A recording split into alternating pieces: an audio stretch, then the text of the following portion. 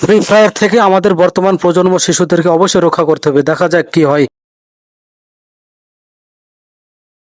এই তোমরা কি করছো এখানে? গেম খেলছি ভাই। কি গেম খেলছো? Free fire. এই বয়সে যদি ফ্রি ফায়ার গেম খেলো তোমাদের কিন্তু অনেক ক্ষতি হবে। চোখ নষ্ট হবে, তোমাদের ব্রেন নষ্ট হবে, তোমাদের টাকা অপচয় নষ্ট হবে, টাকা নষ্ট হবে, তোমাদের সময় নষ্ট হবে।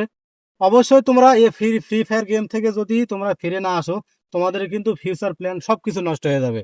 ধুর মিয়া, আপনি এখান থেকে যান তো, আপনার জ্ঞান শুনে কেন বসে আসছে নাকি? আপনার জ্ঞান এখানে শুনবো কেন? আপনার খাই না পড়ি, আপনি যান যান এখান থেকে যান। হাঁটেন যান যান হাঁটেন। তোমাদেরকে আমি ভালো কথা বলি, তোমরা শোনো, আমি তোমরা আমার ছোট ভাই, না না যান, আপনি তোমাদেরকে যান। জ্ঞান দিচ্ছি আমি ভালো বলেই।